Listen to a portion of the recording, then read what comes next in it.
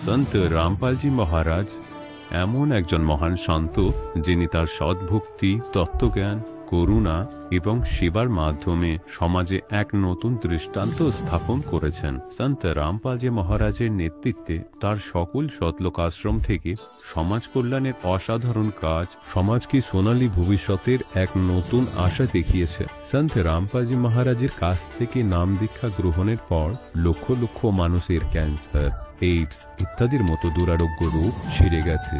সন্তজির জ্ঞানে অনুপ্রাণিত হয়ে তার অনুগামীরা লক্ষ লক্ষ ইউনিট রক্তদান করেছেন। সন্তজি লক্ষ লক্ষ বোন ও কন্যার যৌতুক মুক্ত বিবাহ করিয়েছেন। সন্তজি লক্ষ লক্ষ মানুষকে নেশা থেকে মুক্তি দিয়েছেন। কোটি কোটি ভেঙে যাওয়া পরিবার আবার জোড়া লেগেছে। সন্তজির আশ্রমে সমাগমের সময় বিনামূল্যে চক্ষু চিকিৎসা, দন্ত চিকিৎসা প্রদান করা হয়। সন্ত রামপালজি মহারাজ সময়ে সময়ে পরিবেশ রক্ষার উদ্দেশ্যে ব্যাপক পর্যায়ে বৃক্ষরোপণ করেন।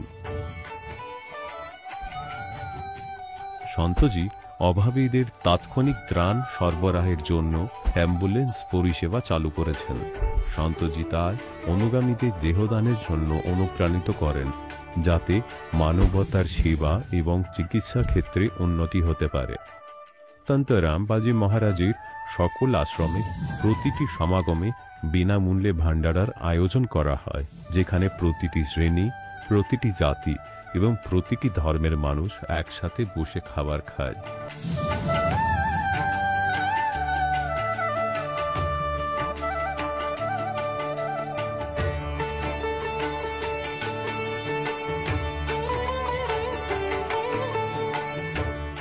সন্ত রামপালজি মহারাজের আশ্রমে হাজার হাজার বয়স্ক মানুষ সম্মান এবং ভালোবাসার সাথে জীবনযাপনের সুযোগ পান। তাদের খাওয়া, থাকা এবং স্বাস্থ্যের সম্পূর্ণ দায়িত্ব সন্ত রামপালজি মহারাজ গ্রহণ করেন। অনাথ শিশুদের জন্য সন্ত রামপালজি মহারাজের সকল আশ্রম কোনো আশীর্বাদের চেয়ে কম নয়। এখানে শিক্ষা, সংস্কৃতি এবং ভবিষ্যতের জন্য উন্নত সুযোগ প্রদান করা হয়। বন্যা হোক, ভূমিকম্প হোক বা মহামারী, সন্ত রামপালজি মহারাজ এবং তার অনুগামীরা সবসময় অসহায় মানুষের জন্য সবার আগে দাঁড়িয়ে থাকেন। কোভিড মহামারীর সময় সন্ত রামপালজি মহারাজের আশ্রম থেকে কোটি কোটি মানুষের জন্য খাবার, ওষুধ এবং জীবন রক্ষাকারী সামগ্রী সরবরাহ করা হয়েছিল। দরিদ্রদের সাহায্য হোক বা কোনো শোষিত ও নিপীড়িত শ্রেণীর অধিকার ও সম্মানের লড়াই, সন্ত রামপালজি মহারাজ সবসময় তাদের কণ্ঠস্বর সরকারের কাছে পৌঁছে দিয়েছেন এবং তাদের যথাযথ ন্যায় বিচার প্রদানে গুরুত্বপূর্ণ ভূমিকা পালন করেছেন। সমাজে আধ্যাত্মিক এবং সামাজিক মূল্যবোধ সম্পর্কে সচেতনতা বৃদ্ধিতে সন্ত রামপালজি মহারাজ প্রতিটি পদক্ষেপে মানবতার সত্যিকারের সেবক হিসাবে প্রমাণিত হয়েছেন। সন্ত রামপালজি মহারাজের জীবন আমাদের শেখায় যে সত্যিকারের সেবা হলো সেই সেবা যা নিঃস্বার্থভাবে করা হয়। আসুন আমরাও সেই মহান সেবার কাজে এই মহান সাধকের সাথে যুক্ত হই এবং সন্ত রামপালজি মহারাজের কাছ থেকে নাম দীক্ষা নিয়ে আমাদের জীবনকে ধন্য করি।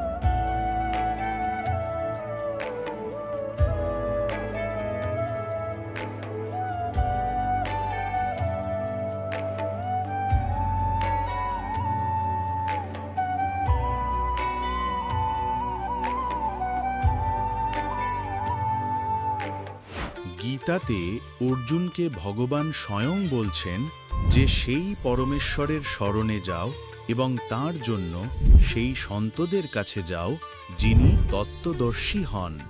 একইভাবে হজরত মোহাম্মদকে তার আল্লাহ বলছেন অন্য এক পূর্ণ পরমাত্মা আছেন, তাকে পাওয়ার জন্য সেই তত্ত্বদর্শী সন্তের খোঁজ করো। সেই প্রভু কে, এটা জানার জন্য অবশ্যই শুনুন জগৎগুরু তত্ত্বদর্শী সন্ত রামপালজি মহারাজের অমৃত প্রবচন। নমস্কার সম্মানিত দর্শকবৃন্দ, আজ আমরা আপনাদের সামনে তুলে ধরছি এক অনুপ্রেরণামূলক গল্প, বীণাপানি ঘোষজির আধ্যাত্মিক যাত্রা। তিনি বহু দেব দেবীর পূজা করেছেন, উপবাস রেখেছেন, তীর্থযাত্রা করেছেন, কিন্তু জীবন থেকে দুঃখ কষ্ট কিছুতেই দূর হয়নি। কিন্তু যখন তিনি সন্ত রামপালজি মহারাজের কাছ থেকে নাম দীক্ষা গ্রহণ করেন, তখনই ঘটে এক আশ্চর্য পরিবর্তন। তিনি শুধু শারীরিক কষ্ট থেকে মুক্তি পাননি, বরং মানসিক শান্তিও ফিরে পেয়েছেন। প্রশ্ন হচ্ছে, কি তিনি এমন সত্য জানলেন যা এতদিন জানতেন না? কেন এত সাধনা করেও তিনি যা পাননি তা সন্ত রামপালজি মহারাজের স্মরণে এসে পেলেন? আসল সত্য জানতে হলে দেখুন বীণাপানি ঘোষজির সম্পূর্ণ সাক্ষাৎকার। এটি হয়তো আপনার জীবন বদলে দিতে পারে। নমস্কার। নমস্কার, আপনার নাম? বীণাপানি ঘোষ।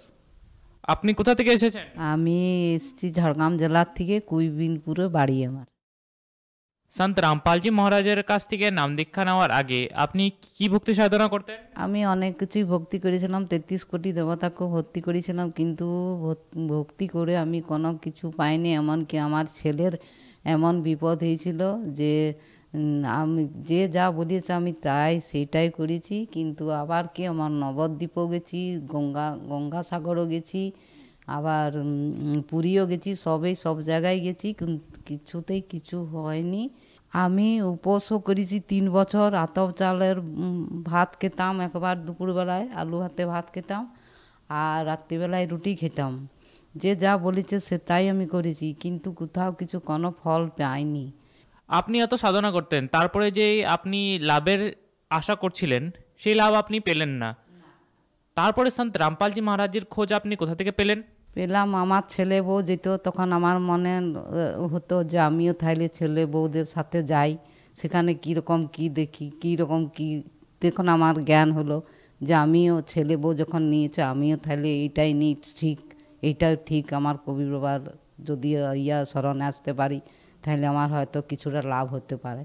তাহলে কি কি লাভ পেয়েছেন আপনি? আমি লাভ পেয়েছি, এখন আমার যে আমি কম বয়সে আমার দুটি ছেলে হয়েছিল, হয়তো তখন থেকে আমার ওই অপারেশন হওয়ার পর থেকেই আমার অম্বল গ্যাস হয়েছিল। অনেক ডাক্তার, অনেক পাতি, অনেক কিছুই করেছি, অনেক কিছুই উপোস কপাস, মানে কোনোটা আমি করতে বাকি ছিলাম না। এমনকি মনে হয় যে যা বলতো সেটাই করেছি।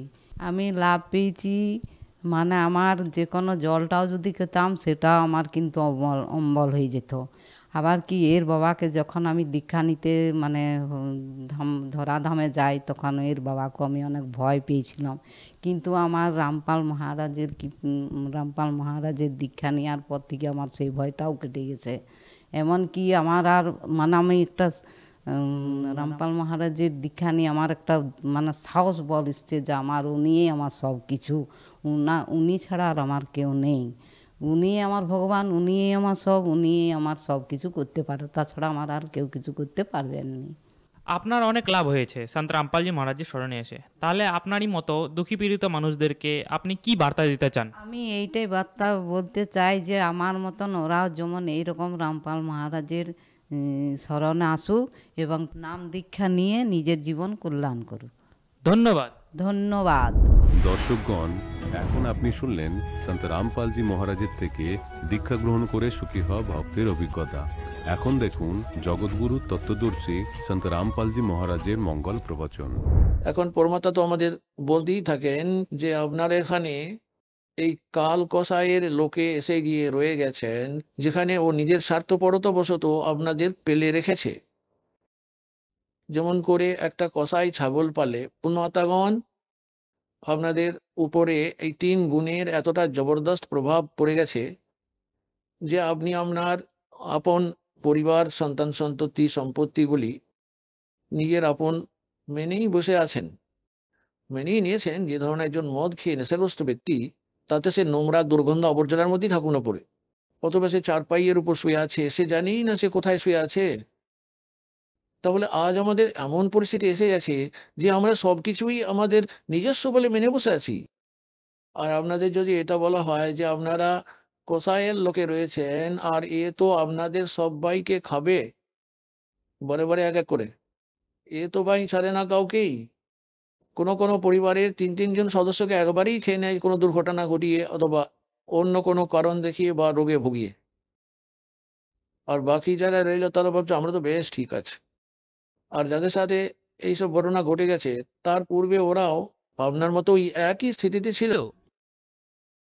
তো পুনাতগণ, পরমাত্মা তো আপনাদের উপর অসীম কৃপা করেছেন, এই জ্ঞানটি দিয়েছেন। আর তারপরে উনি বিকল্পটাও বলেছেন যে এখান থেকে চলে যাওয়ার পর আপনারা ওখানে কোথায় থাকবেন গিয়ে।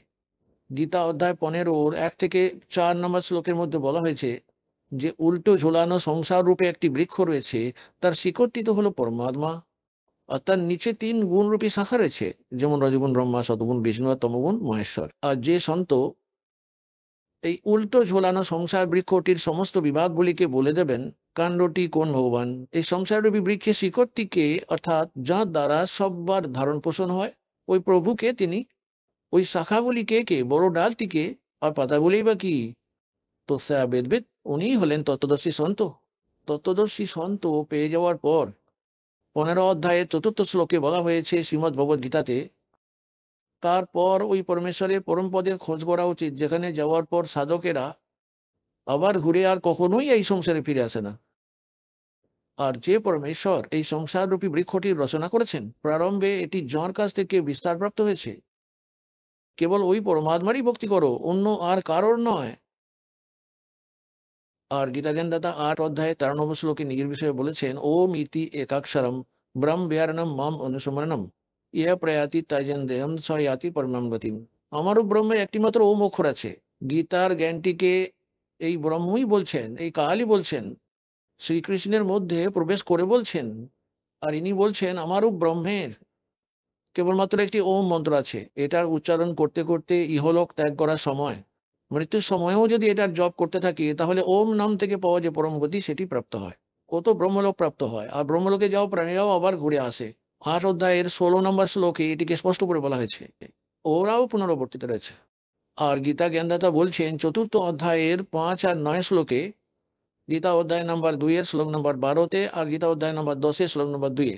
গীতা জ্ঞানদাতার কথা এটি যে অর্জুন তুই জানিস না আমি জানি, তোর আর আমার অনেক জন্ম হয়ে গেছে। এর থেকে প্রমাণিত হয়ে গেল যে গীতার জ্ঞানদাতা এই যে ব্রহ্ম, এ হলো কাল।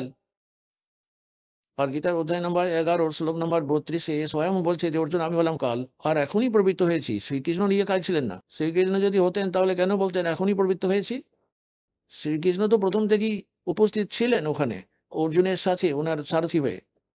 তাহলে পুনঃ তখন সদ্গ্রন্থগুলি আমাদের এক অমূল্য ধনরত্ন, এইগুলি আমাদের ধর্মগুরুরা সঠিকভাবে না বুঝে বজগট করে দিয়েছেন, উল্টো জ্ঞান বুঝিয়ে দিয়েছেন আমাদেরকে। শ্রীকৃষ্ণকেই সুপ্রিম পাওয়ার বলে দিয়েছেন, যখন শ্রীকৃষ্ণ নিজে একটি ব্রহ্মাণ্ডের একটি শতগুণ ডিপার্টমেন্টের মন্ত্রী হিসেবে জেনে নিন, আর এনার পিতা কালকে একটা ব্রহ্মাণ্ডের মুখ্যমন্ত্রী হিসেবে বুঝে নিন, আর ওভারঅল কন্ট্রোলার সমস্ত ব্রহ্মাণ্ডগুলির, ওনাকে তো প্রধানমন্ত্রী রূপে পরমক্ষর ব্রহ্মকে বুঝুন। উনিই পূর্ণ পরমাত্মা, ওনার সাধনার জন্যই গীতা জ্ঞানদাতা বারবার বলছেন। আবার গীতার অধ্যায় নম্বর 18 শ্লোক নম্বর 62-তে বলেছেন, অর্জুন তুই সর্বতভাবে ওই পরমেশ্বরেরই শরণে চলে যা, ওই পরমেশ্বরেরই কৃপাতে তুই পরম শান্তি আর সনাতন পরম ধামকে প্রাপ্ত করতে পারবি। গীতা অধ্যায় নম্বর 8 শ্লোক 1-এ অর্জুন জিজ্ঞাসা করেছিলেন যে হে পরমাত্মা, আপনি যে সপ্তম অধ্যায়ের 29 শ্লোকে যে তদ্ব্রহ্মের বিষয়ে তথ্য দিয়েছেন, যে তদ্ব্রহ্মের সঙ্গে পরিচিত প্রাণীরা এই আধ্যাত্মিক জ্ঞানের সঙ্গে পরিচিত আর সর্বকর্মের সঙ্গে পরিচিত ব্যক্তিরা কেবলমাত্র জরা আর মরণের হাত থেকে মুক্তি পাওয়ার জন্য প্রচেষ্টা করেন। জরা মানে বৃদ্ধ অবস্থা আর মরণ মানে মৃত্যু। জরা আর মরণের হাত থেকে মুক্তি পাওয়ার জন্য যারা প্রয়াস করছেন ওনারা ওই তদ্ব্রহ্মের সঙ্গে পরিচিত আছেন,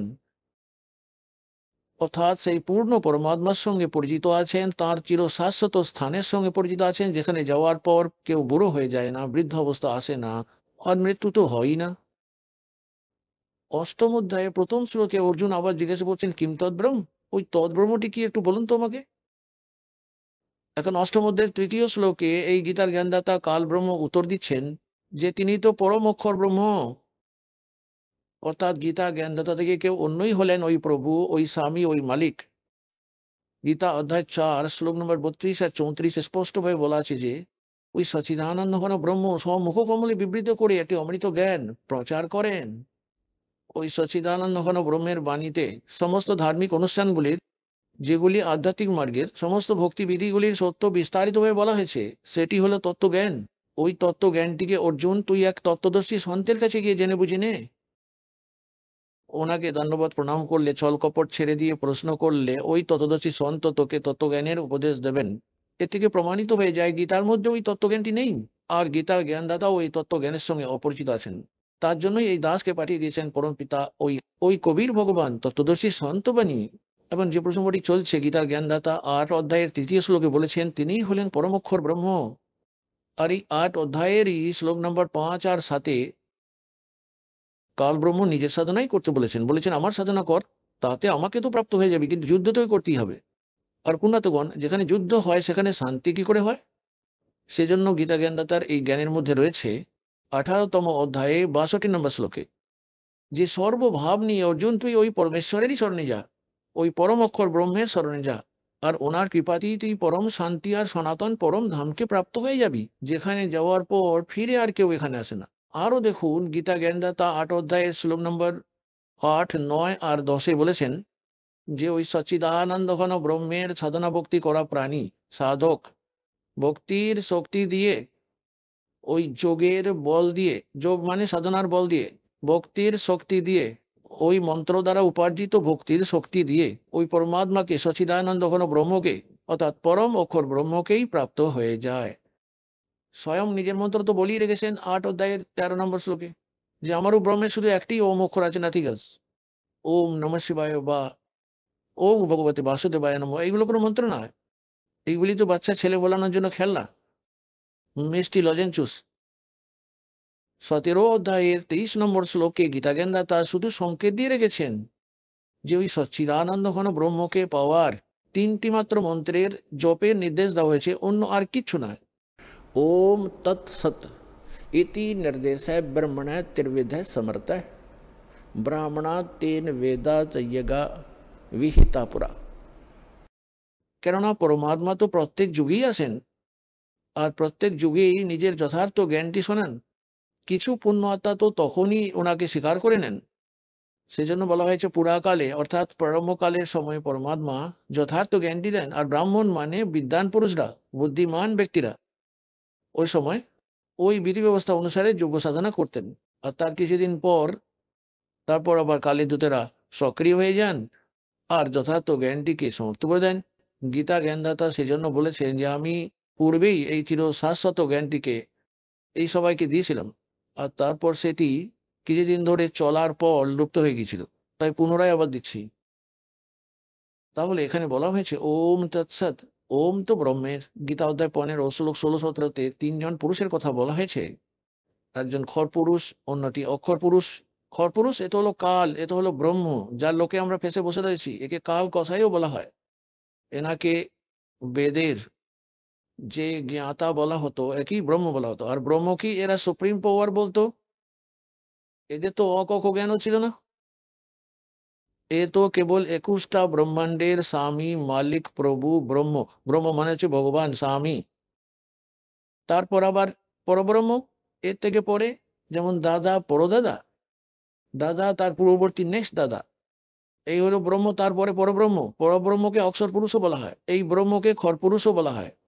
অক্ষর পুরুষ 7 শঙ্খ ব্রহ্মাণ্ডের স্বামী, নীল পদমের পরে শঙ্খ আসে, 7 শঙ্খ ব্রহ্মাণ্ডের স্বামী, এনাকে অক্ষর পুরুষ বলা হয়। এনার আয়ু অনেক লম্বা, এই জন্যই একে অক্ষর পুরুষ বলা হয়।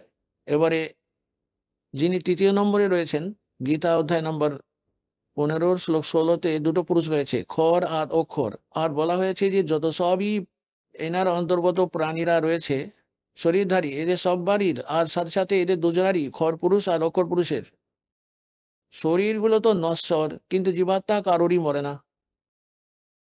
পরে আবার 15 অধ্যায় 17 নম্বর শ্লোকে তখনই আবার বলল যে উত্তম পুরুষ তু অন্য পরমাত্মা ইতি উদাহরতা। উত্তম পুরুষ, পুরুষোত্তম, পুরুষোত্তম তো কেউ অন্যজনই আছেন, এই দুজন খরপুরুষ আর অক্ষর পুরুষের থেকে আলাদা। 8 অধ্যায়ের 3য় শ্লোকে গীতা জ্ঞানদাতা বলে দিয়েছে ওটা তো হলো পরম অক্ষর ব্রহ্ম। এখন দেখুন, ব্রহ্ম একটা হলো খর ব্রহ্ম, খর পুরুষ বলুন বা খর ব্রহ্ম বলুন, যাকে কাল বলা হয়, যিনি গীতার জ্ঞানটা শ্রীকৃষ্ণের মধ্যে প্রবেশ করে বলেছিলেন, এনাকে খর ব্রহ্ম বলা হয়। ইনি 21টা ব্রহ্মাণ্ডের ব্রহ্ম স্বামী। আর অক্ষর পুরুষ আছে, অক্ষর ব্রহ্ম বলো বা অক্ষর পুরুষ বলো, উনি তো হলেন 7 সংখ্য ব্রহ্মাণ্ডের স্বামী। আর পরম অক্ষর পুরুষ বলুন, পরম অক্ষর ব্রহ্ম বলুন, উনি হলেন অসংখ্য ব্রহ্মাণ্ডের ওভারঅল কন্ট্রোলার। আর উনি হলেন এই সংসার রূপী বৃক্ষের মূল শেকড়, যার দ্বারা সবার ধারণ পোষণ হয়, যিনি সবার প্রতিপালক। গীতা অধ্যায় নম্বর 15 শ্লোক নম্বর 17-তে এটা বলা হয়েছে যে উত্তম পুরুষ তো অন্য পরমাত্মা এটি উদাহরত ইয়ে লোকত্রয়ম আবেশ বিবর্তি আবেশ্বর। ও হো, অধ্যায় 15 শ্লোক 17-তে এর মধ্যে বলেছে যে উত্তম পুরুষে তু অন্য, এই খর পুরুষ আর অক্ষর পুরুষের থেকে উনি হলেন শ্রেষ্ঠ ভগবান। উত্তম মানে শ্রেষ্ঠ, পুরুষোত্তম বলুন অথবা উত্তম পুরুষ বলুন, একই ব্যাপার। ওই পুরুষোত্তম তো কেউ অন্যজনই আছেন, উনি তো হলেন পরম অক্ষর ব্রহ্ম। গীতা জ্ঞানদাতা 8 অধ্যায়ে 3 শ্লোকে এটা স্পষ্ট করে দিয়েছেন। আর যেনাকে পরমাত্মা বলা হয়ে থাকে। ও হো, এখন পুনাতেগণ, এখনো পর্যন্ত তো আপনাদের আধ্যাত্মিক মার্গের এবিসিডি জ্ঞানও ছিল না, কেননা আমাদের গুরুগুলিই তো নকল ছিল, এনাদের নিজস্ব কোনো জ্ঞানই ছিল না। এখন তাহলে পরমাত্মা কথাটির অর্থ বলি। আজ সৎসঙ্গের মাধ্যমে এটা জানবো যে পরমাত্মা কে। তাহলে এই কাল কসাইয়ের লোকে যে আমরা রয়ে গেছি, এখানে আমরা কি করে থেকে গেলাম, এই যে কি কসাই, আর আসল পরমাত্মাটি কে? গীতাতে দেখুন অধ্যায় নম্বর 15 শ্লোক 17-তে স্পষ্টভাবে বলা আছে যে উত্তম পুরুষ তু অন্য পরমাত্মা ইতি উদাহরতে। যাকে পরমাত্মা বলা হয়, আহা, পরমাত্মা পরম মানে শ্রেষ্ঠ, আত্মা মানে সোল, অর্থাৎ সব থেকে ভালো আত্মা, দীন দয়াল বলে যাকে আখ্যা দেওয়া যেতে পারে, পরম আত্মা, শ্রেষ্ঠ আত্মা। আর যে মারতে থাকে, ওহো, পুরোপুরি কোনো পরিবারকে মেরে খেয়ে নেয়, কেটে খেয়ে নেয়, আর প্রচন্ড খারাপ অবস্থা করে গেছে, ও পরমাত্মা কখনো এরকম হতে পারেন? কখনো না। তবে যদিও বা আমরা ওকে সঠিক জ্ঞান না থাকার জন্য ওকে পরমাত্মা মেনে বসে আছি, ও পরমাত্মা নয়। পরমাত্মার পরিভাষা যখন জানতে পারবেন, প্রকৃত পরিচয় পেয়ে যাবেন, তখন দেখবেন পরমাত্মা শুধু সুখই দেন, দুঃখ দেন না। ওটা তো শতলোক, ওখানে পরমাত্মা যেমনটি বলে রেখেছেন যে আমার এইরকম লোক আছে আর আমি এইরকম ব্যবস্থা ওখানে বানিয়ে রেখেছি, তো সারা অসংখ্য ব্রহ্মাণ্ডের প্রাণীরা তোমরা ওখানে শতলোকে থাকতে পারো। আর প্রত্যেকের সবার জন্য একই রকম ব্যবস্থা বানানো আছে, সুরম্য আলিশান মহল বানানো আছে, অতিশয় তেজপুঞ্জের, সামনে বাগান বাগিচা আছে, প্রতিটার সামনে উদ্যান পার্ক বানানো আছে, ওর মধ্যে অনেক সুন্দর সুন্দর ফল, আপেল, মেওয়া সদাই লাগানো থাকে। আর যখনই চান কোনো প্রকারের খাবার খেতে ইচ্ছা করে, তো তখনই সঙ্গে সঙ্গে আপনি রান্নাঘরে তৈরি পাবেন, একেবারে ফ্রেশ রেডিমেড রান্না করা, সেকেন্ডের মধ্যে, আবার ফলমূলের সাথে পাবেন। তো ওখানটাতেই যাবার জন্য বলেন পরমাত্মা যে ওই হলো পরমাত্মা। ওনাকেই পরমাত্মা বলা হয় যার ওখানে মৃত্যু নেই, বৃদ্ধ অবস্থা নেই, রোগ নেই, শরীর এত সুন্দর, রাগ দেশ হয়ই না। আর ওখানে ব্যবস্থাটাই এরকমই যে আপনি চাইলেও রাগ দেশ হবে না, কারণ সবাইকে তো একই রকমের ব্যবস্থা সুবিধা দেওয়া আছে। এখন পুণ্যার্থবান যেমন এখন আপনারা এখানে রয়েছেন, 2 দিন থাকুন, 10 দিন থাকুন, আপনারা একদম তৈরি করা খাবার ভান্ডারা সমস্ত পেয়ে যাবেন, একই রকমের সবাইকে, কার সঙ্গে কোনো ভেদভাব নেই, প্রত্যেকেরই একই রকমের সেটিং হবে, একই রকমের প্রত্যেকের শোয়ার ব্যবস্থা, একই রকমের সব বাড়ির চান করা ধোয়ার ব্যবস্থা প্রত্যেকেরই একই রকমের। তো এখানে রাগ দেশ হতেই পারে না। কেউ যদি এমন মূর্খ বুদ্ধিভ্রষ্ট হয়ও, যার স্বভাবের মধ্যে এটা ঢুকে গেছে, সে তো আজেবাজে করে নির্দ্বিধায় করে। কেউ ধরুন এখানে গদিটা লাগিয়ে রেখেছে, বিছানাটা লাগিয়ে রেখেছে, অন্যজন যদি বলে হট এখান থেকে আমি এখানটায় বসবো, এরকম সব জায়গাতেই করে কিছু বাজে লোক আছে যাদের দুর্বুদ্ধি আছে। নয়তো সভ্য ব্যক্তি যারা, এখানে কোনো প্রকারের রাগ দেশ ইত্যাদি আপনাদের মধ্যে আসতেই পারে না, কেননা প্রত্যেকেরই একই রকম ব্যবস্থা। এই ধরনেরই সদলোকে আছে, ওখানে কোনো জিনিসের অভাব নেই। এখানে চুরি ডাকাতি এইসব বাজে নোংরা কাজ কেন করে? কারণ এখানে সব জিনিসের অভাব রয়েছে। প্রত্যেকটি জিনিস কোনো একটি লোকের কাছে উপলব্ধ নেই। কারোর এমন রোগ হয়ে গেল, তাতে সে যত বড়ই ধনী হোক না কেন, তার ওষুধ পাওয়া যায় না, মাথাটাকে মরো দরজায় দেওয়ালে। একজন বলছিল যে এত বড় একজন সেট ছিল, কোটি কোটি টাকার ইনকাম ছিল ওর, আর নিজে স্বয়ং ও কোনো ফল ফ্রুট খেতে পারতো না, না কোনো সাধারণ আহার করতে পারতো, ডালের জলটা গুলে নিয়ে আর ছেঁকে নিয়ে তারপর খেত। আর কি চাই করবি, ওই মায়া নিয়ে করে নেয়। মাথার বোঝা হয়ে গেল এই ফ্যাক্টরি আর সুন্দরমহল। कहते हैं जीवित जग में জুতি পড়ে ফের জম তোড়ে ছাতি। বলা হয়েছে বিনা ভক্তি প্রাণী তো এখানেই অনেক দুঃখী হয়ে যাবে, তারপর তো জমের দুধ কত ওদের দুর্গতি করবে। পরমাত্মা আপনাদের এখানে বলতে চান যে আপনারা কালের লোকে রয়েছেন। আর গীতা অধ্যায় 15 ওর শ্লোক 16 আর 17-তে 3 জন পুরুষের কথা বলা হয়েছে। এখন 17 প্রকরণটি চলছে উত্তম পুরুষত্ব অন্য আর পরমাত্মা ইতি উদাহরতে, ওনাকে পরমাত্মা বলা হয়।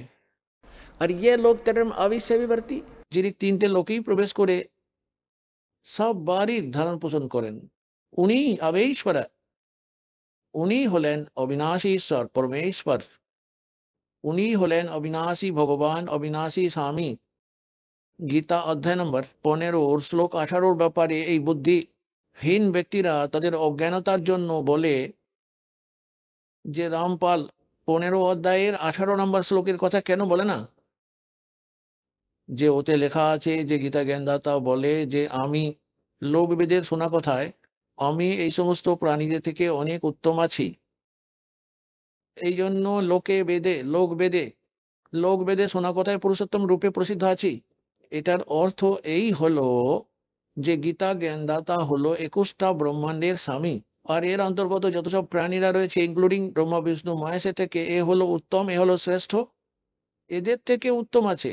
এই জন্যই জনশ্রুতির আধারে লোকমুখে শোনা কথার আধারে আমি পুরুষোত্তম বলে প্রসিদ্ধ হয়ে আছি, কারণ আমি এদের থেকে উত্তম আছি, শ্রেষ্ঠ আছি, বলবান আছি, সেজন্য আমি পুরুষোত্তম বলে প্রসিদ্ধ হয়ে আছি। কিন্তু উত্তম পুরুষ তো কেউ অন্যই। 15 অধ্যায় 17 শ্লোকে ও সম্পূর্ণ ক্লিয়ার করে দিয়েছে।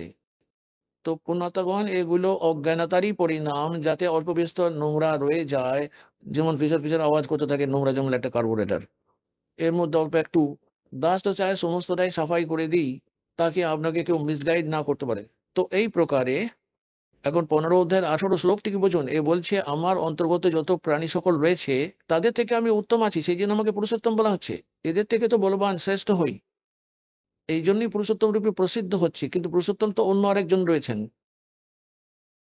এখন 15 অধ্যায়ের 17 নম্বর শ্লোকে পুনরায় আমরা প্রসঙ্গে ফিরে আসি যে ওনাকে পরমাত্মা বলা হয়। আহা, পরমাত্মা প্রভু নামটার অর্থ হলো স্বামী। ওনাকে ব্রহ্ম বলুন, প্রভু বলুন, সাহেব বলুন, রাম গড খোদা আল্লাহ বলুন, আল্লাহ স্বামী। আর কিন্তু দেখুন পরমাত্মা কাকে বলা হয়? পরমাত্মা ওনাকেই বলা হয় যিনি কখনো কাউকে দুঃখ দেন না, সবাইকে সুখই সুখ দেন। उत्तम पुरुष तो अन्य परमात्मा इति उदाहरतः ये लोक तरम अविश्य विवर्ती अव्य ईश्वर है। अपन परमात्मा निजे चले एसे निजेर प्रिय आत्मा धर्मदास के बोलें, धर्मदास আপনি এই কালের লোকে রয়ে গেছেন। এখন ধর্মদাসজি বললেন, প্রভু আপনি যে কথা বললেন সে কথা তো শিরোধার্য, কিন্তু আমার মাথায় ঢুকছে না কিছুতেই, যে আপনি কি করে বলেন এই লোকটা এত নোংরা লোক। হে পরমাত্মা, দেখুন কত সুন্দর এখানে ফুলে ফলে সব ভরা, কত সুন্দর বাগান উদ্যান বাগিচা বানানো, ঝর্ণা বয়ে যাচ্ছে, গঙ্গার মতো নদীগুলো বয়ে চলেছে, আর কত দয়ালু এই পরমাত্মা, কত সুন্দর ঋতু বানিয়ে রেখেছেন, হাওয়া বাতাস চলছে, আর কত সুন্দর শুদ্ধ হাওয়া আবহাওয়া, কত লম্বা চওড়া পৃথিবী দিয়ে রেখেছে, যখন যেখানে খুশি যাও, খাও, শো, ওঠো, বসো, কত সুযোগ সুবিধা দিয়ে রেখেছে। কি করে অস্বীকার করি যে এ ভগবান নয়? তখন পরমাত্মা বললেন যে পুণ্যার্থগণ, ধর্মদাসজিকে বললেন যে এই কালের উপর একটি অভিশাপ লেগে আছে যে 1 লক্ষ মানব শরীরধারী প্রাণীদের এ নিত্য আহার করবে, আর 1.25 লক্ষ এ উৎপন্ন করবে মানব, অর্থাৎ 25% এক্সট্রা এ যেটা উৎপন্ন করবে। এ শতলোকে একটা ভুল কাজ করেছিল, যে কারণে এর একটা রোগ লেগে গিয়েছিল, অভিশাপগ্রস্ত হয়েছিল। আর আপনারা যে ভুলটা করেছিলেন, আপনারা ভগবানকে ছেড়ে দিয়ে এর ওপর আসক্ত হয়ে গিয়েছিলেন, যে কারণে আপনারা এর সঙ্গে এখানে চলে এসেছেন। আপনার কাছে বিকল্প অপশন রয়েছে ফিরে যাবার জন্য, আবার আপনারা ফিরে চলে যেতে পারেন। যেমন বিধি আমি বলবো সেই রকমটি অনুসরণ করি। এখন এটা এখানে এইরকম হওয়ার জন্য আরো একটা প্রশ্ন উঠে যায় ভক্তদের মনে, যে ভগবানের একে তো অভিশাপ দেওয়াই উচিত ছিল না। এই অভিশাপটা যদি না দিতেন তো এই আমাদের খেত না, আর কেউ রাখতো না। আপনাদেরকে এ তো আটকে রাখতই রাখতো। আর যদি পরমাত্মা একে অভিশাপ না দিতেন 1,00,000 মানব শরীরধারী প্রাণীদের নিত্য আহার করবার জন্য, সেক্ষেত্রে এ আপনাদের মানব শরীর কখনোই দিত না। কারণ এর মধ্যে এই ভয়টা থেকে যায় যে মানব শরীরেই একমাত্র এদের পরমাত্মার জ্ঞান হয়ে যেতে পারে, এদের পরমাত্মার প্রাপ্তি হয়ে যেতে পারে। এ তখন আর একটা জনই বানিয়ে দিত, যেমন কুকুর, গাধা, শুয়োর ইত্যাদি। 84 লক্ষ যে বানিয়েছে এ 84 লক্ষ একও বানাতে পারত। এই জন্য এ বিবশ হয়ে গিয়ে নিরুপায় হয়ে বাধ্যতামূলক একটা মানব জন্ম, এই মানুষের শরীর অবশ্যই দিয়ে দেয় আপনাকে বাধ্য হয়ে। 84 লক্ষ জনির মধ্যে ঘুরিয়ে ধাক্কা খাইয়েও তারপর আবার একটা মনুষ্য জন্ম দিতেই হবে, কারণ এর তো পেট চালাতে হবে।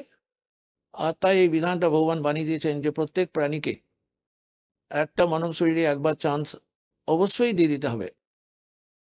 এই জন্যই আপনার উপরে আজ করুণা বর্ষিত হয়েছে। ঠিক আছে, কষ্টটাকে একটু মেনে নিতে হবে, কিন্তু মানব শরীর যদি না পেতেন তাহলে কুকুর গাধা হয়েই ধাক্কা খেতে হতো, বিবশ হয়ে এদিক ওদিক ঘুরে বেড়াতে হতো, আর কষ্টের উপর কষ্ট। তাই একটা গোল্ডেন চান্স এসে গেছে মানব শরীর পেয়ে, আপনি আপনার আত্মকল্যাণ করিয়ে নিয়ে সতলোক চলে যেতে পারেন।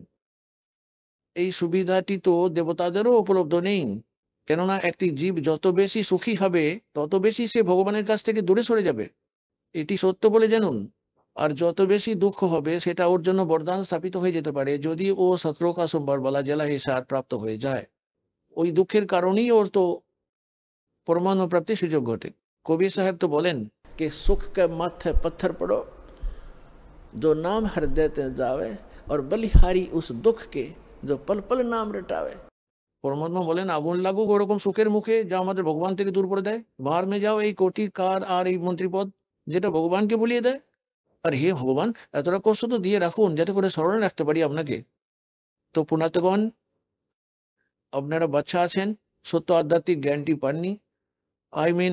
জয় বজরংবলী, জয় গণেশ গীত গেয়ে গেয়ে আমরা তো এনাদের ভক্তিও যথাযথ করতে পারছিলাম না। যেমন গণেশের, শিবের, বিষ্ণুর, দেবী মাতাদের, এনাদের যথাযথ সাধনাগুলো এই দাসের কাছেই উপলব্ধ রয়েছে, যেগুলো আপনাকে প্রকৃতরূপে লাভ দেবে। এই মন্ত্রগুলোর বসে থাকেন এনারা, যে মন্ত্রগুলো দাস আপনাকে দেবে, এইগুলি তো এনাদের নিয়ন্ত্রণ ক্ষমতার বাইরে। এনাদের মন্ত্রগুলি জপ করলে আপনা আপনি এনারা আপনার দিকে আকৃষ্ট হয়ে যাবেন। যেমন এই উদাহরণটা দিয়ে থাকি, যেমন একটা মোষ হয়, মোষকে মোষ মোষ করতে থাকো, কিছুতেই ও আপনার দিকে ধ্যান দেবে না। একবার ওকে ওর আলাদা করে ওর একটা ল্যাঙ্গুয়েজ আছে প্রত্যেকটা ক্ষেত্র অনুসারে, ওকে একবার ডেকে দাও হলো, তো তখনই ঘুরে দেখে আর অনেক সাবধান হয়ে তাকিয়ে দেখে কোথা থেকে আসছে আওয়াজটা। তাহলে এটা বোঝার আছে যে এই দাস যে ভগবানদের মন্ত্রগুলি আপনাদের দেয় সেগুলি ওনাদের পূজা নয়, ওনাদের কাছ থেকে লাভ পাওয়ার জন্য ওইগুলি হলো বিশেষ মন্ত্র, ওইগুলি দ্বারা বিবশ হয়ে আকর্ষিত হন। এনাদের লাভ দিতেই দিতে হয়। এর অতিরিক্ত যে কোনো মন্ত্রই জপ করতে থাকুন না কেন আপনি কোনো আধ্যাত্মিক লাভই পাবেন না, কারণ ওগুলো শাস্ত্রবিধি ত্যাগ করে মনমর্জি আচরণ হয়। যে বিষয়ে গীতার অধ্যায় নাম্বার 16-তে 23-24 নম্বরে স্পষ্ট বলে রেখেছে, শাস্ত্রবিধি ত্যাগ করে যে মনমর্জি আচরণ করতে থাকে তার না তো কোনো সুখ হয়, না তো তার কোনো সিদ্ধি প্রাপ্ত হয়, আর নাই বা তার কোনো পরম গতি প্রাপ্ত হয়, ইউজলেস, ব্যর্থ হয়। তো শাস্ত্র অনুকূল সাধনা এই বিশ্বের মধ্যে এই দাস রামপাল দাস ছাড়া আর কারোর কাছে উপলব্ধ নেই।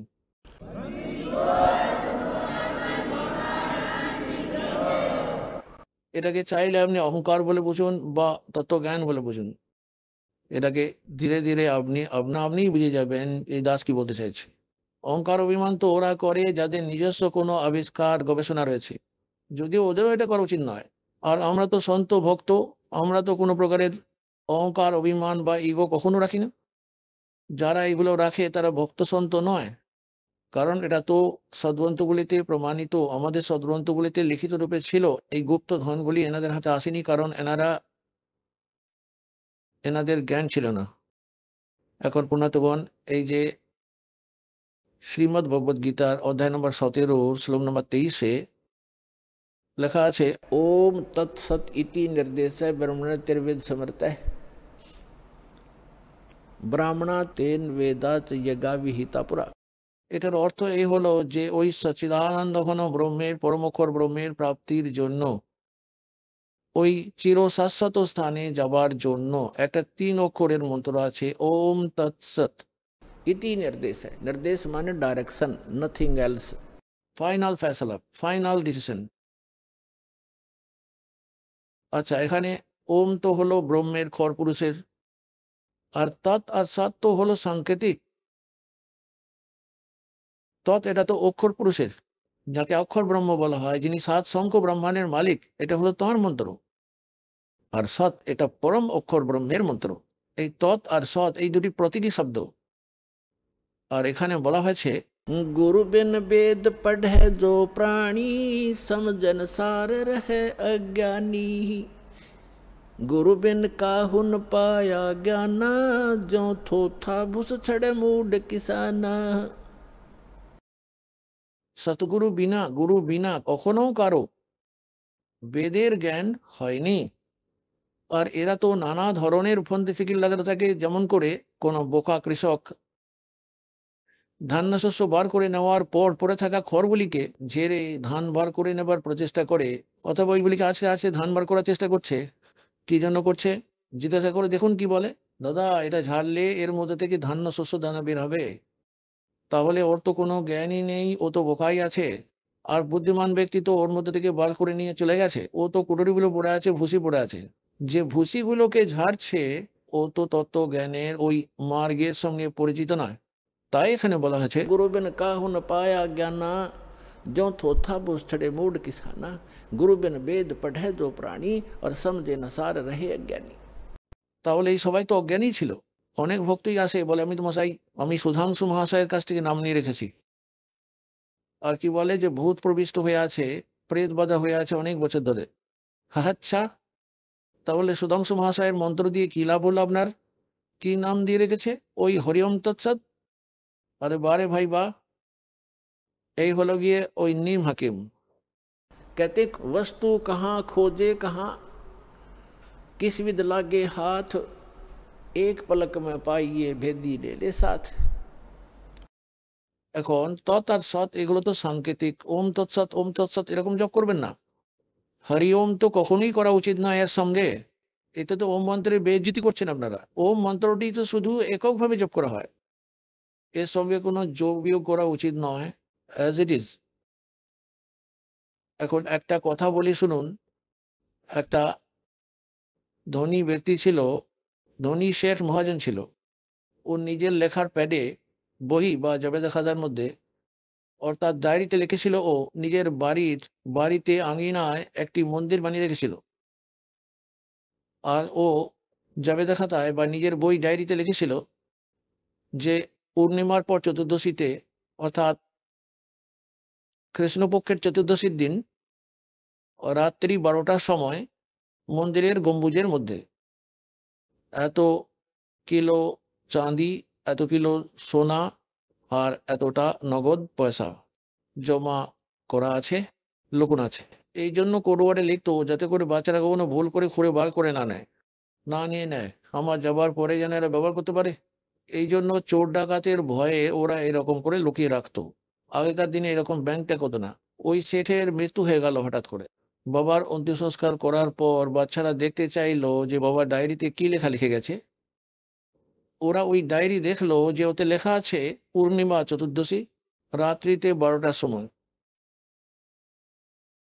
মন্দিরের গম্বুজে এতটা ধন লুকোনো আছে। তো ওই বাচ্চারা 2-3 দিন পরে আপন পিতার অন্ত্যেষ্টি ক্রিয়াকর্ম সম্পন্ন করার পর 1 সপ্তাহ, 10 দিন, 12 দিন, 15 দিন পর ওই মন্দিরটার গম্বুজটা ভেঙে দিল রাত্রিবেলাতে। ওরা এটা ভেবেছিল পিতাজি সংকেত দিয়েছে যে দিনের বেলা তো কেউ দেখে নেবে, তাই রাতের বেলা ভেঙে নিও। তো রাত্রিবেলাতে ওরা মন্দিরের গম্বুজটা ভেঙে ফেললো, ওর মধ্যে কিন্তু কিছু পেল না। ওদের খুব আফসোস হলো যে পিতাজি আমাদের ভুল গাইডেন্স দিয়ে গেছেন, আমাদের ভাসিয়ে দিয়ে গেছেন, আর ধনরত্ন অন্য কোথাও লুকিয়ে গেছেন। এবারে ওটাকে কি করে খুঁজবো? গেল হাত পুচকে বেরিয়ে। এতগুলো ধনরত্ন ছিল, মাথা টুকে কাঁদতে লাগলো। কিছুদিন পর ওদের বাবার কোনো বন্ধু শেঠ দেখতে এলো। বাচ্চারা তাদের সমস্যাটা ওনাকে খুলে বলল যে আঙ্কেল এরকম এরকম সমস্যা এসে গেছে, আমাদের বাবা তো মিথ্যা কথা বলে গেছেন, পয়সা অন্য কোথাও লুকোনো আছে, মন্দিরে গম্বুজে বলেছিল, গম্বুজ তো ভেঙে দিয়ে পেলাম না, এখন মন্দিরটাও নষ্ট হয়ে গেল।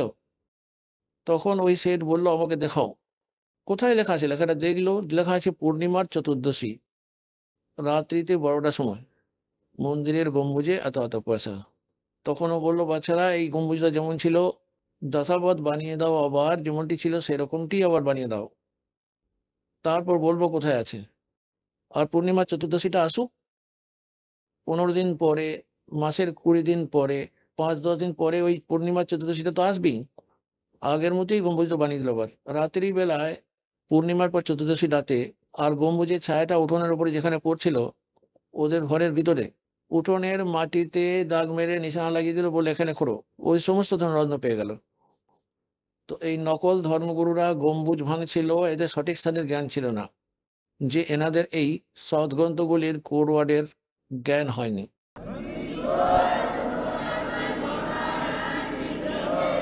तो वस्तु कहाँ ढूंढे, कहाँ किस विद लागे हाथ, एक पलक में पाइए বেদি লেলো সাথ।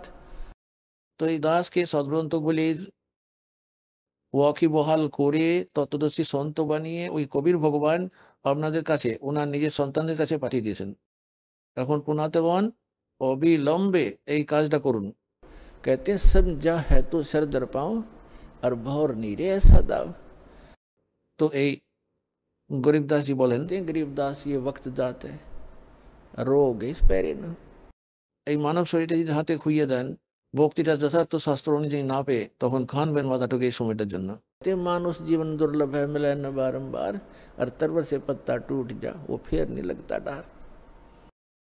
এখন যে প্রসঙ্গটি চলছে সেটাতে ফিরে আসি, যে পরমাত্মা শব্দটার পরিভাষাটি আকাল কাকে বলা হয়। তো এই প্রসঙ্গটা পুরো হলো যে যথার্থ প্রকৃত ভক্তি কোনটা। আর ওই স্থান এমন একটা রয়েছে যেখানে জরা মরণ হয় না, ওখানে যাবার পর প্রাণীরা আবার ফিরে এই সংসারে আর কখনো আসে না। আর ওখানে জরার মরণ নেই কোনো, বৃদ্ধ অবস্থা মৃত্যু নেই কোনো। আর এখানে দুটোই তো অবশ্যম্ভাবী। যদি মৃত্যুও আছে তার সঙ্গে বৃদ্ধ অবস্থাও আছে।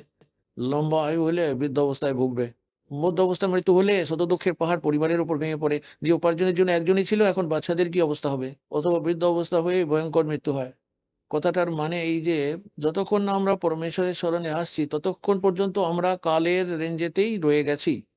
আর যখন আমরা কবির ভগবানের স্মরণে চলে আসি আমরা কালের রিচ থেকে বাইরে চলে যাই, তারপর ওর বিধানগুলো আমাদের উপরে আর লাগু হয় না। আমরা পরমেশ্বরের স্মরণে চলে আসি। আর সমর্থ শক্তির স্মরণে যারা চলে আসে তাদেরকে আর বাইরের ব্যক্তি দুই করতে পারেন না, কারণ বাইরের ব্যক্তিরা জানে যে আমি যদি শরণাগতকে গায়ে হাত দিই তাহলে আমার মেরে ছাল ছাড়িয়ে নেবে। তো এই প্রকারে আমরা সমর্থ শক্তির স্মরণে চলে এসেছি। এই কবি ভগবান হলেন সমর্থ শক্তি, উনি কাদের পরমাত্মা। ওনার স্মরণে যখন চলে এসেছেন ওনার আশ্রয় ত্যাগ করবেন না, এতটা খেয়াল আপনাকে অবশ্যই রাখতে হবে।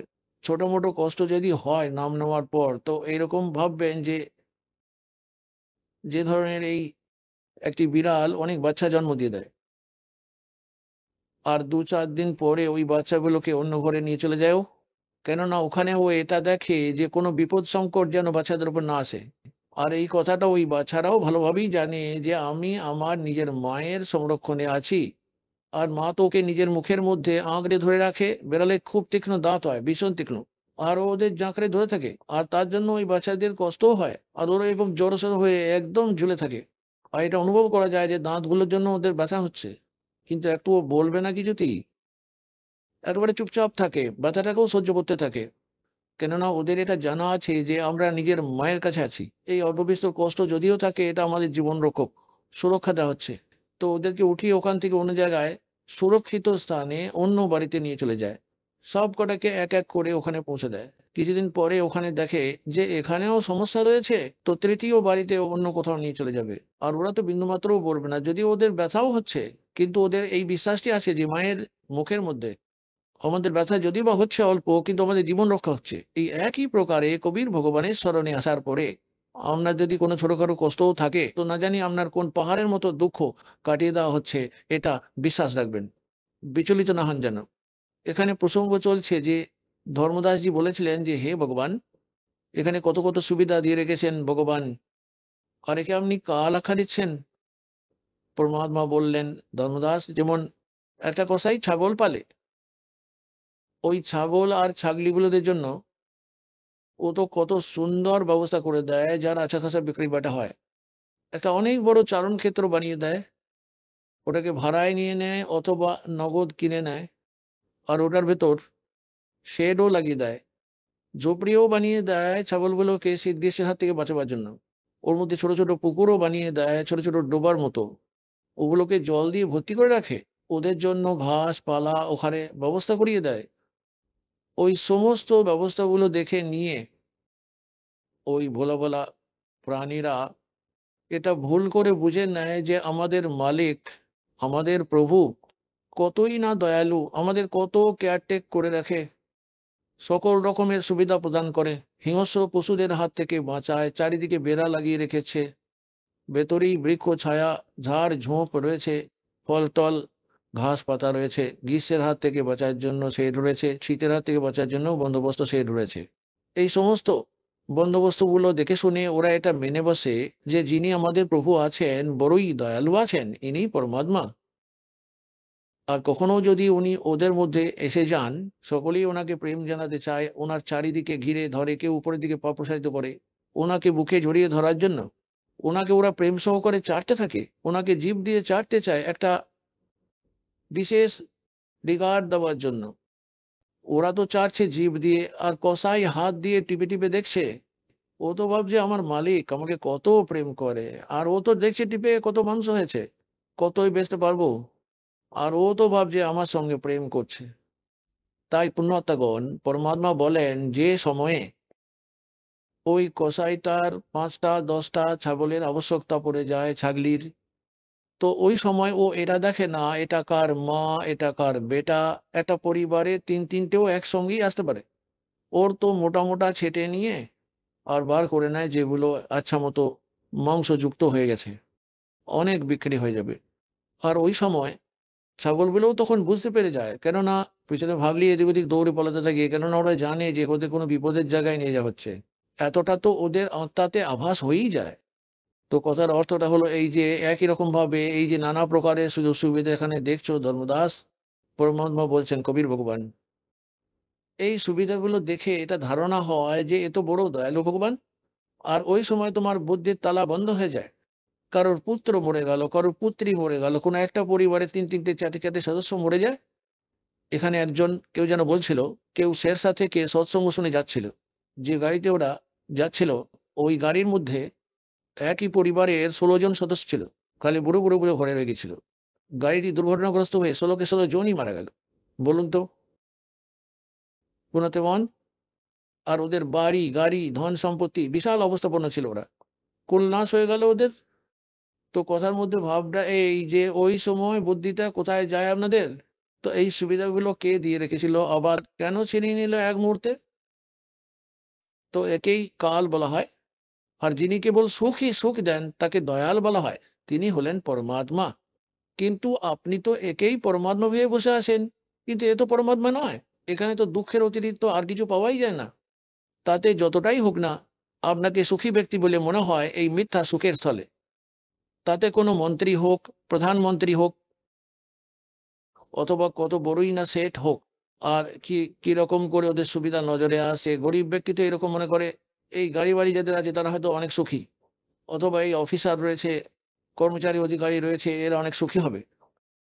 সুখের কোনো নামগন্ধই নেই এই নোংরা লোকে, সবাই এখানে টেনশনগ্রস্ত আছে, সারাদিন ওপর থেকে ভালোই দেখায় থোপরা, আর ভেতর থেকে খারাপ হচ্ছে ওর খোপরা। যে কাউকেই দেখুন না কেন প্রত্যেকেই টেনশন নিয়ে ঘুরছে। তাহলে টেনশনলেস যে স্থলটি আছে সেটি কোনটি? সেটি হলো সতলোক, সেটিকে সুখ সাগর বলা হয়, সুখের সাগর বলা হচ্ছে। এবার পুনাতগণ পরমাত্মা আপনার কাছ পর্যন্ত পৌঁছানোর জন্য কি কি ধরনের লীলা যে তিনি করেন। मैं रोवत हूँ सृष्टि को, सृष्टि रोवे मोहे, गरीबदास इस वियोग को समझ न सकता कोई, जो जन मेरी शरण है ताका हूँ मैं दासे, गेल गेल लाग्या फिरूं हूँ जब तक धरती आकाशे। পুনাতগণ পরমাত্মা বলেন যে যে আমার একবার স্মরণে চলে আসে ওকে আমি ছাড়বো না, ওর সাথে সাথেই থাকবো, ঠিক আছে, ওর দুর্ভাগ্য এটা যে ও এখান থেকে বের হতে পারছে না, কিন্তু পরমাত্মা বড় দয়ালু, সর্বদাই আপনার সঙ্গে পিছনে পিছনে ঘুরছেন। এখন পুণার্তগণ বিচার করুন, কোথাও একটি পুস্তক প্রাপ্ত করেছেন অথবা টিভিতে ইন্টারনেটে সৎসঙ্গ শুনেছেন, কোনো একটি পরিবারে 3জন অথবা 4জন সদস্য আছে, তার মধ্যে ধরুন 3জন তো এই জ্ঞানটি বুঝতে পেরে গেছে, ওদের ইচ্ছা হয়েছে যে আমরা নাম নেব, দীক্ষা নেব, কল্যাণ করাবো। ওরা তো দীক্ষা নিয়ে নিয়েছে, প্রতিদিন নিত্য নিয়ম রমেনি সন্ধ্যারতি এগুলি করছে, আর সব কিছু করছে, মন্ত্রও জপ করছে, সৎসঙ্গগুলি তো আসছে। আর বাকি অবশিষ্ট 2জন, ওরা তো ভাবেও না। কিছু যদি ওদের বলতে যান তো বলে তোমরাই করে নাও, তোমরাই পার হয়ে যেও, আমরা পরে আবার দেখে নেব। পরে আবার কি করে দেখে নিবি? যখন গাধা হয়ে যাবি তখন কুমোর দেখবে তোকে, আপনি কি দেখবেন? পায়ের গোছায় লাঠি মারবে, কোমরের উপর আড়াই মনের বোরা চাপানো থাকবে, পরে আবার দেখে নেব। এবারে দেখা তো এখনই উচিত, জ্ঞানটা বুঝে নিন। এখন আপনি শুনলেন সন্ত রামপালজি মহারাজের মঙ্গল প্রবচন। আসুন এখন শুনি সন্ত রামপালজি মহারাজের থেকে নাম দীক্ষা গ্রহণ করে এবং সদ্ভক্তি করে আশ্চর্যজনক লাভ অর্জনকারী অনুগামীদের অভিজ্ঞতা। নমস্কার দর্শকগণ, আজকের বিশেষ সাক্ষাৎকারে আমরা শুনব মাম্পি দেবীর জীবনের এক অনন্য পরিবর্তনের গল্প। পশ্চিমবঙ্গের উত্তর দিনাজপুরের ইসলামপুর থেকে আসা মাম্পি দেবী আগে দীর্ঘ 12 বছর প্রেম রাওয়াতজি মহারাজের অনুসারী ছিলেন, কিন্তু পরে তিনি সন্ত রামপালজি মহারাজের জ্ঞান ও উপদেশ গ্রহণ করে তার শিষ্য হন। সন্ত রামপালজি মহারাজের কাছ থেকে নাম দীক্ষা নেওয়ার পর তার সংসার জীবনে শান্তি এসেছে, স্বামীর নেশার অভ্যাস দূর হয়েছে, এমনকি তার দীর্ঘদিনের শারীরিক অসুস্থতাও সেরে গেছে। এই সাক্ষাৎকারে তিনি জানিয়েছেন কিভাবে গুরু পরিবর্তনের ফলে তিনি প্রকৃত মোক্ষের পথ পেয়েছেন এবং যারা দুঃখে কষ্টে রয়েছেন তাদেরও সন্ত রামপালজি মহারাজের জ্ঞান গ্রহণ করার আহ্বান জানিয়েছেন। আসুন তার অনুপ্রেরণামূলক অভিজ্ঞতা শুনি। নমস্কার। নমস্কার, আপনার নাম কি? আমার নাম মাম্পি সরকার। মাম্পি দেবী, আপনি কোথা থেকে এসেছেন? আমি ইসলামপুর, ওয়েস্ট বেঙ্গল, উত্তর দিনাজপুর থেকে এসেছি। সন্ত রামপালজি মহারাজের কাছ থেকে নাম দীক্ষা আপনি কবে নিয়েছেন? আমি সন্ত রামপালজি মহারাজের কাছে নাম দীক্ষা নিয়েছি অক্টোবর মাসের 29 তারিখে আর 2018-তে। মাম্পি দেবী, সন্ত রামপালজি মহারাজের কাছ থেকে নাম দীক্ষা নেওয়ার আগে আপনি কি কোনো গুরু ধারণও করেছিলেন? হ্যাঁ স্যার, আমি গুরু ধারণ করেছিলাম। প্রেম রাওয়াতজি মহারাজজিকে আমি গুরু ধারণ করেছিলাম। যেরকম আমি সনাতন ধর্মে শুনেছিলাম যে গুরু ধারণ করলে, গীতাতে বলা আছে যে গুরু ধারণ করতে লাগে, আর গুরু ধারণ করলে মোক্ষ প্রাপ্তি হয়, সেই জন্য আমি গুরু ধারণ করেছিলাম। মাম্পি দেবী, আপনি বললেন আপনি প্রেম রাওয়াতজির 12 বছর ধরে ভক্তি সাধনা করেছেন, ওনার দেখানো ধ্যান করেছেন। তাহলে কি এমন ঘটলো আপনার জীবনে যে প্রেম রাওয়াতজিকে ছেড়ে আপনি সন্ত রামপালজি মহারাজকে নিজের গুরু ধারণ করলেন? দেখুন স্যার, সন্ত রামপালজি মহারাজজি স্মরণে আসার কারণ যে আমি আগে প্রেম রাওয়াতজির ভক্তি সাধনা করতাম 12 বছর, যার জন্য আমার কোনো সেরকম কিছু যে ভক্তিবিধি উনি দিতেন তাতে আমি কোনো মোক্ষ মার্গ পাইনি, যার কারণে বাড়িতে অনেক অশান্তি ছিল। আর এমনকি আমার ভগতজি, আমার হাজব্যান্ড, যিনি অনেক নেশা করতো, এমনকি সমস্ত নেশাই উনি করতো, তার নেশা কোনো রকম করে কোনোভাবে ছাড়ছিলেন না। একদিন এসে আমার হাজব্যান্ড আমাকে বলে যে তিনি আজকের পর থেকে কোনো নেশা করবেন না এবং নেশা ছুবেন না, এবং যারা করে তাদেরও কেউ কোনো সহযোগিতা করবে না। তো সেটা শুনে আমি অনেক আশ্চর্য হয়ে যাই। আর তার কাছে আমি বলি যে এটা কিভাবে সম্ভব। তো তিনি বলেন সে কোনো এক সন্ত রামপালজি মহারাজের খোঁজ পেয়েছে, কোনো এক সন্তের খোঁজ পেয়েছে, যার শরণে গেলে কোনো দিনও নেশা করে না। তা আমি তার কথা শুনে আমি ভাবলাম যে এত বছরের যে নেশা, এত বছর ধরে উনি যে নেশা করতেন সেটি উনি ছেড়ে দেবেন বলছে। আর যখন উনি নাম দীক্ষা নিয়ে আসেন সেটা আমি শুনে বা দেখে আমি আশ্চর্য হয়ে যাই যে হচ্ছে সন্ত রামপালজি মহারাজজি হয়তো পূর্ণ সন্ত, যার শরণে আসলে তার শিষ্যরা কোনো নেশা করেন না। এই আশ্চর্য চমৎকার দেখে আমি সন্ত রামপালজি মহারাজজির নাম দীক্ষা নিয়েছি এবং জ্ঞান বুঝে আমি ভক্তি করছি। সন্ত রামপালজি মহারাজজির স্মরণে এসে আমার অনেক লাভ হয়েছে। যেমন আগে আমার ভূত প্রেতের বাধা ছিল। আমি শুনেছিলাম যে আমার বাড়িতে নাকি কেউ ফাঁসি দিয়ে মারা গেছে। তো আমার সেরকম কোনো কিছু আভাস হয়নি কোনো দিনও সন্ত রামপালজি মহারাজের স্মরণে আসার পরে। আর এবং আমি যখন আমার মেয়েকে টিউশনি ছাড়তে যেতাম তখন আমি ভাবতাম, তখন আমি দেখতাম যে আমার পেছনে কেউ আছে, এরকম আমার অনুভব হতো। আর আমি যখন হাঁটতাম তখন আমি, আমার মেয়ে আর আমি দুজন ছিলাম, কিন্তু আমি 3টা ছায়া দেখতে পেতাম। সন্ত রামপালজি মহারাজজির দয়াতে আমার এই ভূত প্রেতের যে বাধা ছিল সেটা আমার শেষ হয়ে গেছে। এবং আরও লাভ পেয়েছি আমি, যেমন কি আমার হাজব্যান্ড অনেক নেশা করতো। সেই নেশার কারণে আমার সংসারে অনেক অশান্তি ছিল, আর এর পিছনে অনেক টাকাও খরচা হতো। আর সন্ত রামপালজি মহারাজজি স্মরণে আসার পরে আমার হাজব্যান্ড আর কোনো নেশা করছে না, আর সংসারে আমার এখন শান্তিও আছে। আর যে অর্থ উনি নষ্ট করতো সেই অর্থ এখন আমার নষ্ট হয় না, সেটা থাকে, সঞ্চয় হয়। আর আমার অনেক গ্যাসের প্রবলেম ছিল, গত আমি 20 বছর ধরে গ্যাসের প্রবলেমে আমি ভুগছিলাম। সন্ত রামপালজি মহারাজজির স্মরণে আসার পরে সেই গ্যাসের প্রবলেম আমার সেরে গেছে, যার জন্য আমি প্রতিদিন 5-6টা করে আমি গ্যাসের ওষুধ খেতাম। আর অনেক আমার ব্যথা হতো, যে ব্যথাতে আমি অনেক অসুবিধাতে ছিলাম, আমার শরীরেও অনেক ঠিক থাকতো না। এখন আমার সেই অসুবিধা নেই, আর আমি এখন শারীরিক রূপে খুব ভালো আছি। আচ্ছা, আমরা ছোটবেলা থেকেই শুনে আসছি যে গুরু বদলানো নাকি পাপ লাগে। তো আপনি প্রথম থেকেই প্রেম রাবতজির বলা ভক্তি সাধনা করছিলেন, পরে আবার সন্ত রামপালজি মহারাজের স্মরণে আসলেন, তো এই বিষয়ে আপনার কি মতামত? না স্যার, গুরু বদলালে কোনো পাপ হয় না। যেমন কি আমাদের কোনো শারীরিক অসুবিধা থাকলে, কোনো অসুখ থাকলে আমরা যেরকম এক ডাক্তার ছেড়ে অন্য ডাক্তারের কাছে যাই, ঠিক সেরকমই গুরু, जब तक गुरु मिले ना साचा तब तक गुरु करो 10 पाचा।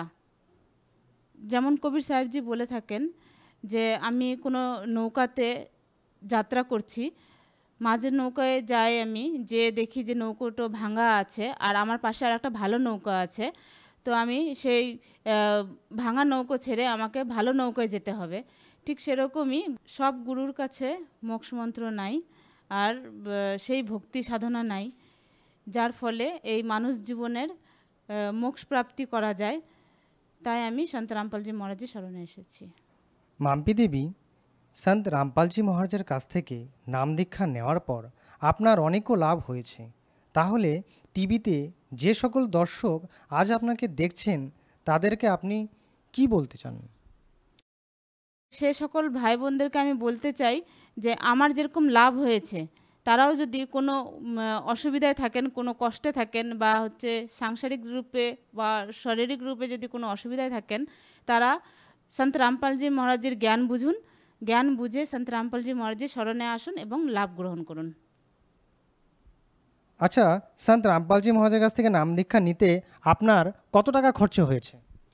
না স্যার, আমার কোনো টাকা খরচা হয়নি। সন্ত রামপালজি মহারাজের কাছে নাম দীক্ষা নিতে গেলে সম্পূর্ণ নিঃশুল্ক এবং বিনামূল্যে নাম দীক্ষা নেওয়া যায়।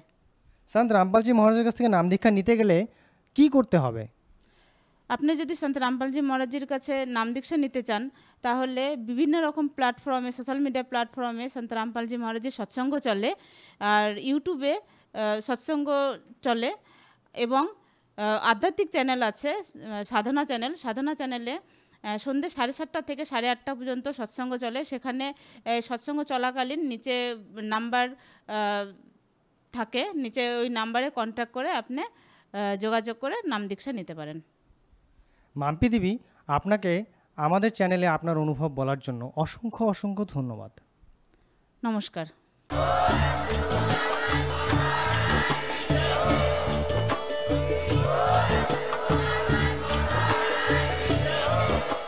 আপনারা শুনছিলেন জগৎগুরু তত্ত্বদর্শী সন্ত রামপালজি মহারাজের মঙ্গলময় প্রবচন। অধিক তথ্য জানার জন্য ভিজিট করুন আমাদের ওয়েবসাইট www.jagatgururampalji.org।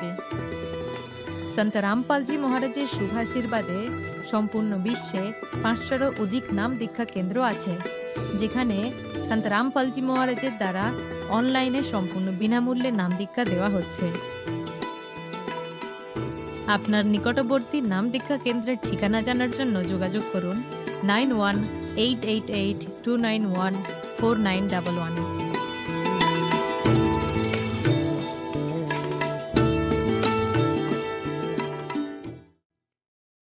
বসিরহাটের 14 নম্বর ওয়ার্ডের নবপল্লী এলাকার ঘটনা। নবপল্লীর বাসিন্দা কাকলি মণ্ডল বাড়িতে একাই থাকেন। স্বামী কর্মসূত্রে কলকাতায় থাকেন বলে জানা গিয়েছে। আজ সকালে কাকলি মণ্ডল ঘুম থেকে উঠে বাড়ির গেট খুলতে গিয়ে গেটের তালার পাশে একটি ক্যারি ব্যাগ ঝুলতে দেখেন। ক্যারি ব্যাগ হাতে নিয়ে দেখতেই তার সন্দেহ হয়। প্রতিবেশীদের তিনি ডাকেন। প্রতিবেশীরা এসে দেখে সেই ব্যাগে রয়েছে একটি তাজা বোমা। তখনই তাকে জল দিয়ে